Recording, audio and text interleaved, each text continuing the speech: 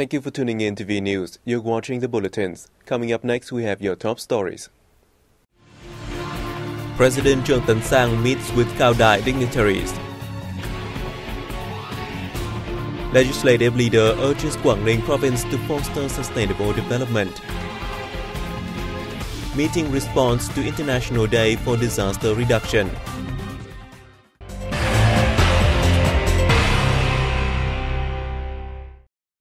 On October 13th, President Trong met with Cao Daism dignitaries on the occasion of the 90th anniversary of the Cao Dai religion. At the meeting, Cao Dai dignitaries reported the President on operations and activities by Cao Dai followers. They thanked the party and state for creating favorable conditions for Cao Dai followers to practice their faith. They also briefed their host on the achievements Cao Daism has made in recent years. Cao Dai believers have actively joined the country's activities, including giving opinions on the draft constitution and the draft law on belief and religion. President Sang congratulated Cao Dai followers on the 19th anniversary.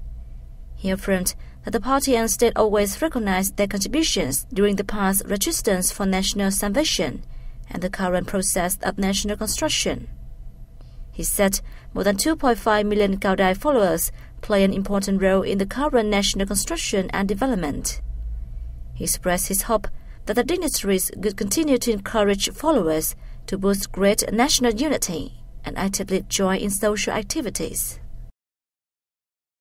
National Assembly Chairman Nguyen Minh Son has asked authorities of the northern coastal province of Quảng Ninh to promote sea-based economy, mining industry, and tourism development towards rapidly and sustainably promoting its socio-economic development. Addressing the opening ceremony of the province's 14th Party Congress on October 13th in Hạ Long City, the chairman praised recent efforts by the provincial party organization to reach important and comprehensive achievements in all fields, but especially in socio-economic development.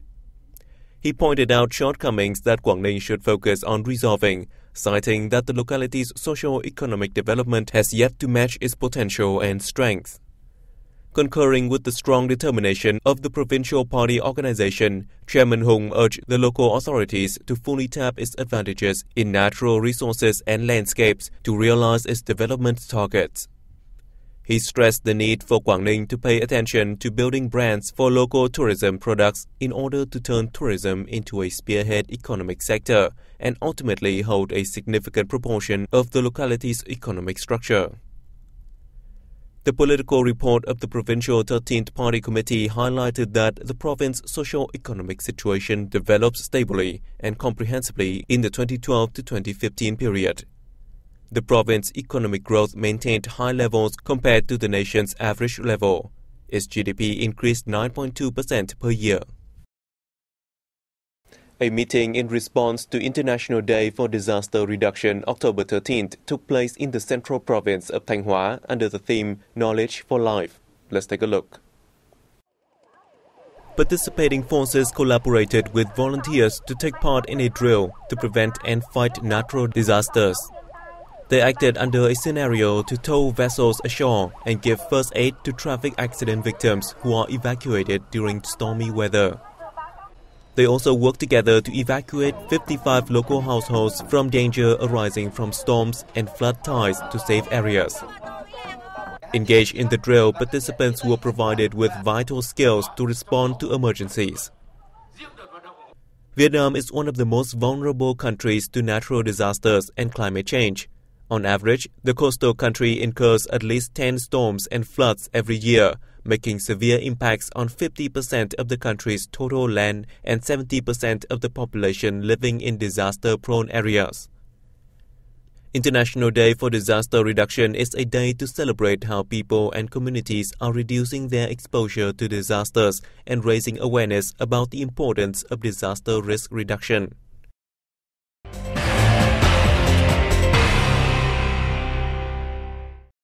The State Bank of Vietnam and 6 Vietnamese commercial banks are attending the Swift International Banking Operations Seminar, SIBOS, which opened in Singapore on October 12. Cybos is an annual conference, exhibition and networking event organized by the Society for Worldwide Interbank and Financial Telecommunication for the financial industry. The event offers an opportunity for Vietnamese banks to meet partners, expand cooperation, and get access to new services and products in the globe. This is the second time Vietnamese banks have organized exhibition booths at Cybos. We hope that more and more Vietnamese banks will participate in Cybos to introduce their services and products in the future. Vietnam is currently ranking 58 out of 210 countries in terms of using swift financial messaging services. It posted an annual growth rate of 14% in 2014. During the 4-day event, participants will focus discussions on a wide range of hot issues such as financial market infrastructure, network security, cloud computing, and application of new standards in financial transactions. The Ministry of Industry and Trade has reported a number of Vietnam's leading industries are reporting difficulties exporting its products, which could potentially have an impact on Vietnam's overall export turnover. More in the following. Although Vietnam's total export turnover is estimated to increase by 10% in 2015, many of its top industries such as crude oil, coal, agro, forestry, fisheries products are experiencing sharp declines due to the fluctuation of the world market. Compared to 2014, exports from state-owned enterprises have so far reached nearly $35.5 billion, a decrease of 2.7%. while foreign invested businesses experiencing an increase of 15.8%. In the first 9 months, Vietnam's export value increases by 9.6% compared to the same period last year, with the garment and textile industry forecast to see a breakthrough in its shipments in the remaining months of this year. The Ministry of Industry and Trade has also reported its forecast of Vietnam's total export turnover in 2015 to reach $166 billion, a rise of 10% compared to 2014, which will meet the target set by the National Assembly. International credit rating agencies have said the TransPacific Partnership agreement was positive for participating sovereigns, including Vietnam. Fitch Ratings said on its website that of the 12 countries that are party to the TPP, models suggest that Vietnam would see the biggest benefits in terms of economic impact. Vietnam could see a positive economic growth effect in excess of 10% over the 10 years to 2025 under the TPP agreement. Fitch also believes that the pact would have significant impact on 2 key areas in Vietnam, encompassing trade and domestic economic policy. It said the free trade elements of the TPP will lower tariff barriers, giving Vietnam greater access to large consumer markets in the United States, Japan, Canada, and Australia. According to Fitch, the TPP has the potential to act as the key policy anchor for structural reforms and economic liberalization that could bolster productivity and foreign investment for Vietnam. Meanwhile, Moody's says that the TPP deal will reduce the cost of trade and open up new investment opportunities, supporting growth especially for participating ASEAN sovereigns, including Vietnam. The rating agency noted Vietnam's apparel and shoe manufacturers will profit from lower import duties with the US and Japan. It also said that another positive aspect of the trade negotiations has been to act as the catalyst for reforms in several countries in the region, such as Japan and Vietnam. Up to 2,412 contracts worth more than $9 million were signed at a recent international fair in Cần Thơ City, focusing on construction, building materials, real estate, and interior decor. Besides, at the annual event known as Viet Build, a number of foreign companies pledged to open representative offices in Mekong Delta City and Vietnam in general. The fair hosted more than 200 local and foreign enterprises with nearly 500 booths, helping firms seek cooperation and partnership opportunities. Conferences and forums were also organized on the sidelines of the 6-day fair. VietBuild provides a playground for participating entrepreneurs and contractors to exchange experience, boost trade promotion, introduce their products, and seek business partners.